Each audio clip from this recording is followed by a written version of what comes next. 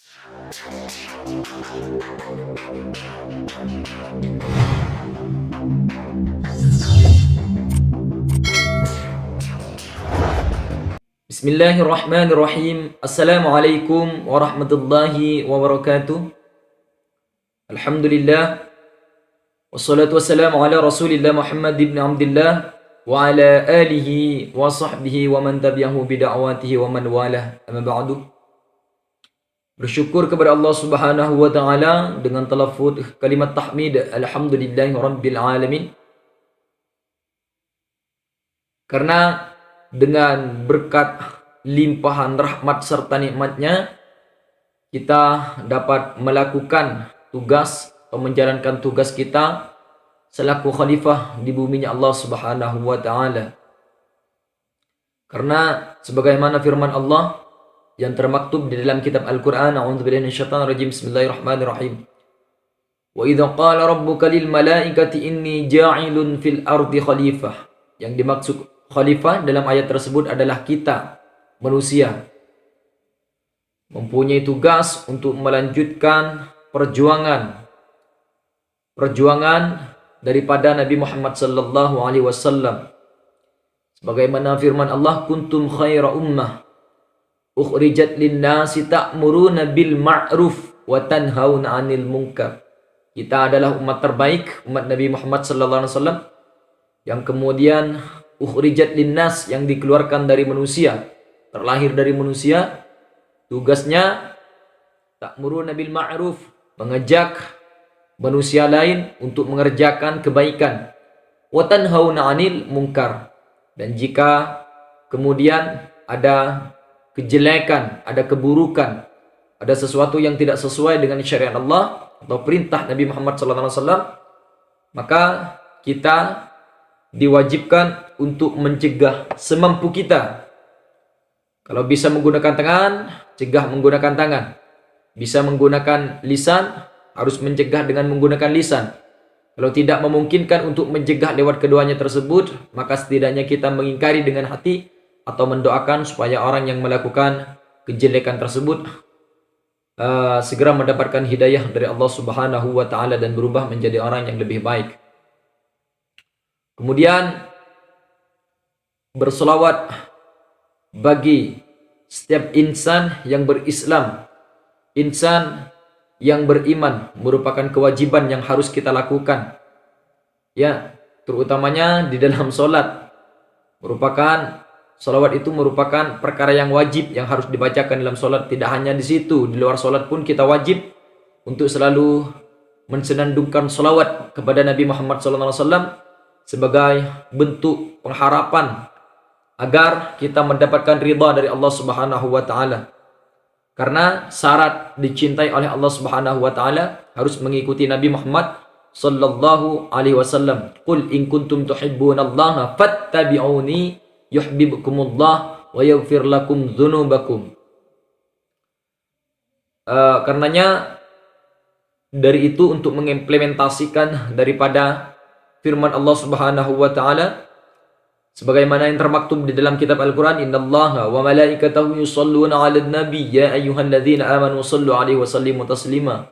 Karena demikian, marilah kita membacakan kalimat salawat kepada Nabi Muhammad sallallahu alaihi wasallam dengan mengungkapkan kalimat salawat Allahumma shalli ala Muhammad wa ala ali sayyidina wa ala Muhammad, dengan harapan semoga rahmat ridha Allah Subhanahu wa taala beserta syafaat baginda Nabi Muhammad SAW selalu menyertai kita fid dini wad dunya wal akhirah. Amin ya rabbal alamin.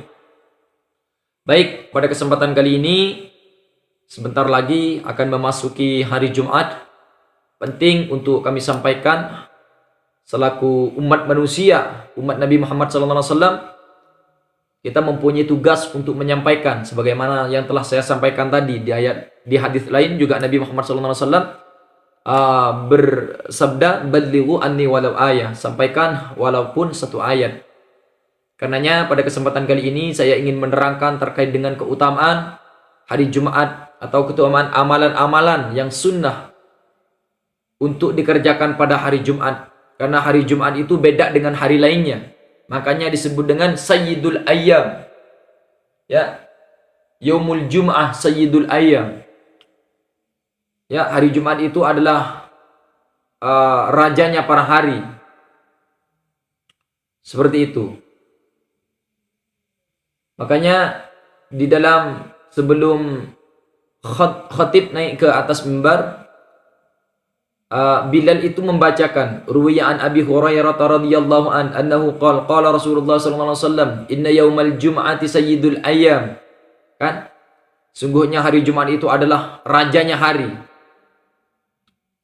Karena raja daripada hari-hari lain, maka pasti mempunyai keutamaan-keutamaan di dalamnya. Nah, pada kesempatan kali ini saya ingin menyampaikan terkait dengan keutamaan yang kemudian lekat dengan hari Jumat. Artinya keutamaan tersebut hanya dimiliki pada hari Jumat. Keutamaan yang luar biasa ini. Baik, yang pertama ingin saya bacakan dulu. Bismillahirrahmanirrahim. Wahai atuha arba'u hisalin. Saya langsung, ini sebetulnya teks teks kitabnya panjang. Jadi faslun wa syaraitu wujubil jum'ah. Dari awal itu membahas terkait dengan syarat wajibnya salat Jumat. Namun hal ini mungkin teman-teman sudah banyak yang mengetahui tentang syarat wajibnya salat Jumat, kemudian wa syaraitu fi 'aliha, dan syarat mengerjakan salat Jumat. Kemudian wa faraiduha, fardunya salat Jumat. Saya kira semuanya itu teman-teman sudah mengetahui, dan pada kesempatan kali ini saya ingin menerangkan terkait dengan sunnahnya yang kemudian harus dikerjakan pada hari Jumat tersebut. Wahai atuha arba'un hisalin. Adapun sunnah-sunnahnya yang ada pada hari Jumat itu ada 4 macam. Yang pertama al-ghuslu. Kita pada hari Jumat itu disunnahkan untuk mandi atau hadus, sebagaimana yang diriwayatkan oleh Bukhari Muslim. Bismillahirrahmanirrahim. Hadits Abdullah bin Umar radhiyallahu anhuma anna Rasulullah sallallahu alaihi wasallam qala idza jaa ahadukum al-jum'ata falyaghtasil. Bahwa jika salah satu di antara kalian itu datang menghadiri sholat Jumat, ya, datang untuk melaksanakan sholat Jumat, maka falyaghtasil, maka hendaknya dia disunnahkan untuk mandi terlebih dahulu. Ya, mandi terlebih dahulu. Itu hadisnya. Yang pertama al-ghuslu, mandi. Hadisnya yang saya bacakan tadi. Idza jaa ahadukum al-jum'ata falyaghtasil. Jika kalian ingin bergegas untuk menghadiri sholat Jumat, maka disunnahkan terlebih dahulu untuk mandi. Ya, hadus. Mandi terlebih dahulu dari ujung rambut sampai ujung kaki. Ya, disunnahkan. Nanti ada hadisnya yang kemudian disunnahkan untuk mandi seluruh badan nanti. Ini insya Allah nanti kalau saya tidak lupa saya akan sampaikan. Seperti itu. Jadi itu ya. Kemudian yang kedua, di sini watandiful jasad, sebetulnya sama, membersihkan seluruh badan.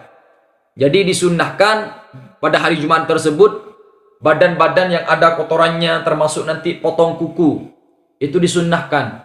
Ya, potong kuku pada hari Jumat itu disunnahkan. Membersihkan, kan, membersihkan telinga, membersihkan hidung, membersihkan mulut, ya, kemaluan, kuku baik yang ada di tangan maupun yang ada di kaki. Karena itu biasanya yang kemudian kotoran yang melekat pada badan, yang ada di rambut, ya, itu yang kemudian biasanya kotoran yang gampang melekat di badan. Kemudian watandiful jasad, membersihkan badan, walubsus thiyab al-bidh. Kemudian kalau ingin melaksanakan sholat Jumat, kalaulah ada baju yang putih yang bagus, itu yang disunnahkan untuk dipakai. Ya, walubsus thiyabi al-bidh. Kemudian disunnahkan juga untuk memakai baju atau pakaian yang berwarna putih, al-bidh, yang putih. Wa akhdhu dhufrih, kemudian memotong kuku, ya, memotong kuku.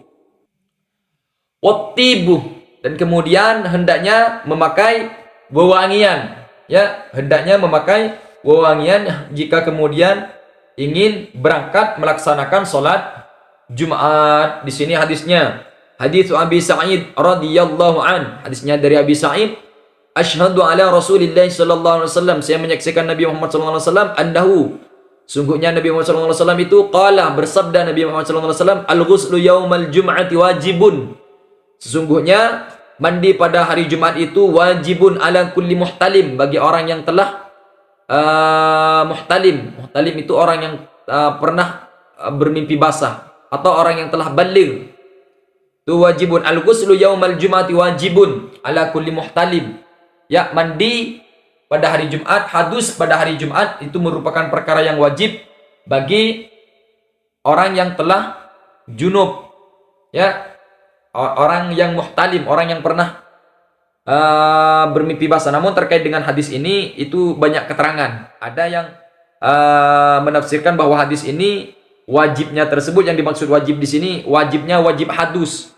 Ya, jika kemudian junub bagi orang yang mimpi basah. Karenanya kalimatnya ala kulli muhtalim, ya, bagi orang yang mimpi basah, maka wajib hadus seperti itu. Wa ayyastanah, dan kemudian disunnahkan lagi untuk bersiwak, ya, siwak. Kalau sekarang ya bisa menggunakan pasta gigi, gosok gigi, mereknya bebas, mau menggunakan merek apa pasta giginya, ya, siwak disunnahkan. Dan juga siwak itu ada tata caranya yang disunnahkan untuk menggunakan siwak seperti itu. Juga disunnahkan untuk bersiwak pada hari Jumat. Wa ayyamas satiban in wajada, kemudian disunnahkan juga untuk memakai wewangian jika kemudian itu ada, ya, ada mempunyai wewangian, disunnahkan, ya, disunnahkan karena hari Jumat ini merupakan hari yang istimewa, makanya disebut dengan Sayyidul Ayyam, tuannya para hari, ya, gustinya para hari, rajanya para hari itu hari Jumat. Ya, selain daripada itu, di hari Jumat tersebut juga ada satu waktu yang kemudian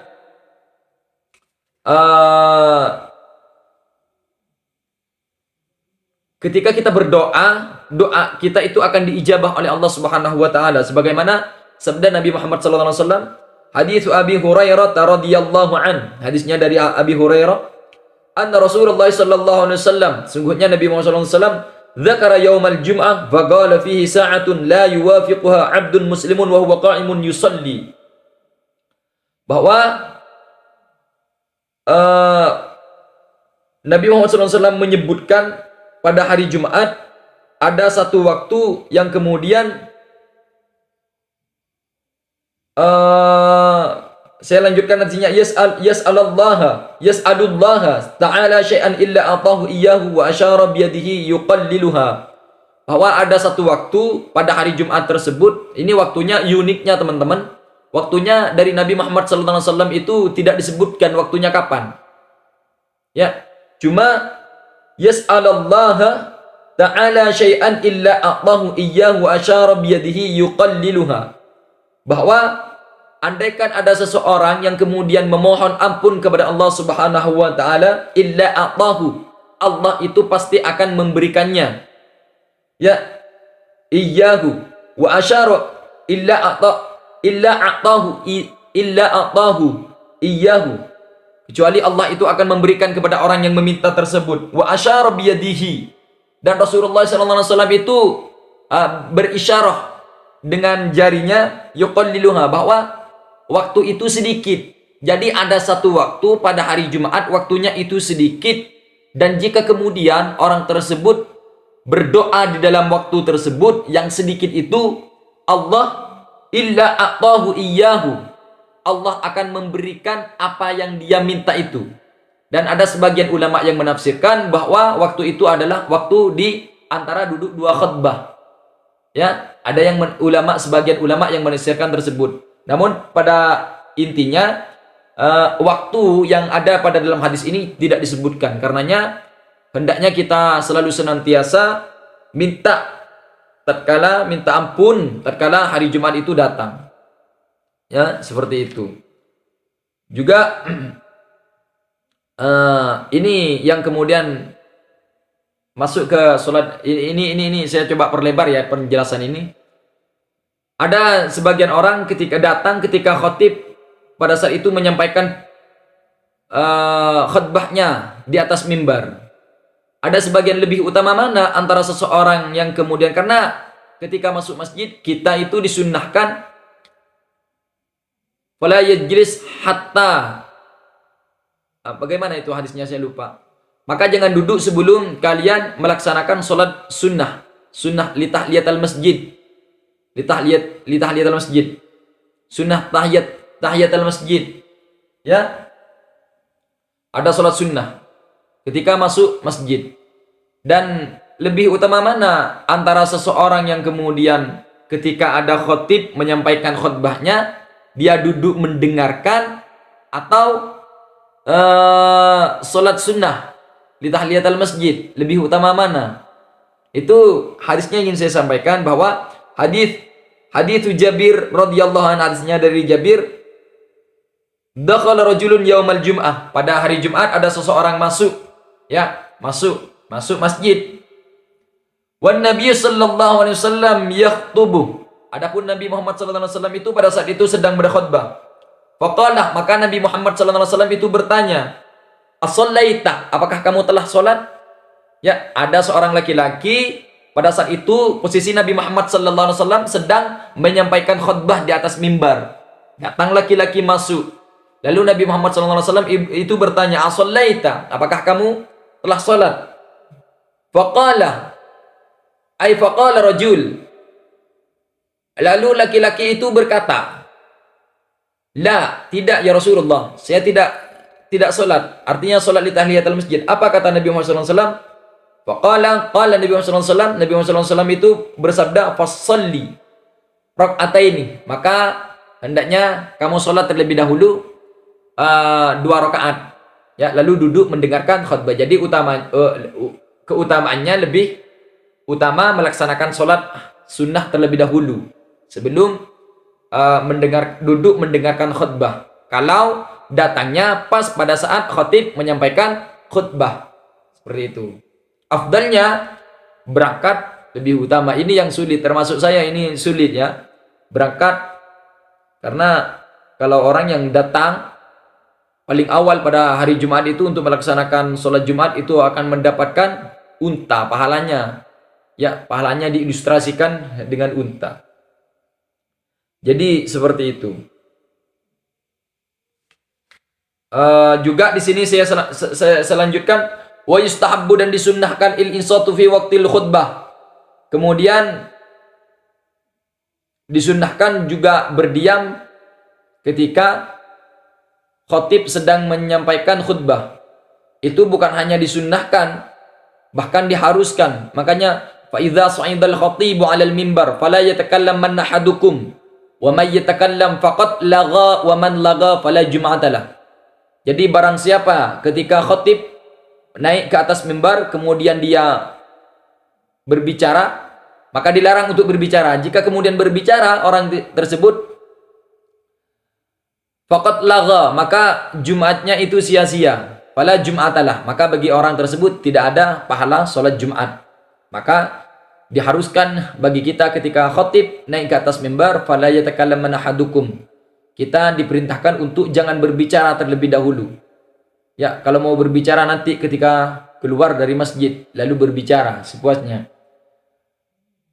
Nah, di sini penguat dari hadis tadi, di sini juga ada redaksi yang duduk lebih utama mana, duduk atau sholat. Di sini ada kalimat waman dakhala, dan kalaulah ada seseorang yang masuk wal imamu yaktubuh, dan imamnya pada saat itu posisinya sedang berkhutbah, shalla rak'ataini, maka dia hendaknya sholat 2 rakaat khafifataini yang ringan, tsumma yajlisu.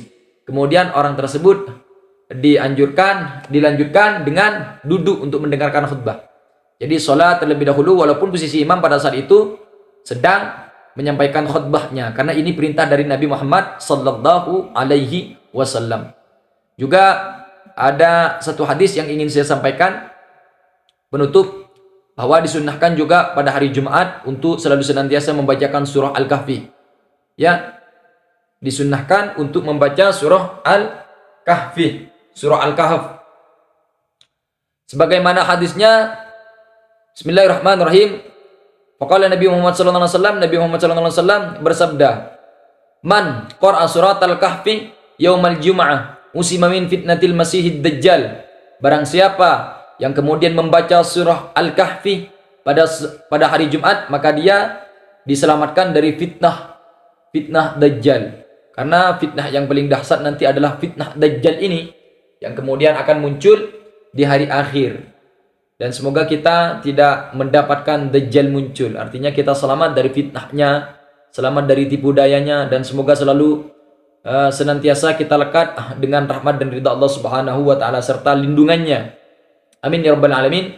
Mungkin cuma itu yang dapat kami sampaikan. Semoga bermanfaat untuk menyambut datangnya hari Jumat. Dan jika ada kebenaran, ini mutlak datangnya dari Allah Subhanahu wa taala dan petunjuk dari Allah Subhanahu wa taala. Jika ada kesalahan terhadap apa yang saya sampaikan, tidak sesuai dengan apa yang Anda ketahui, ini adalah kekeliruan dari saya pribadi dan saya mohon ilmunya. Ya, sampaikan kepada saya, dan dengan itu insyaallah saya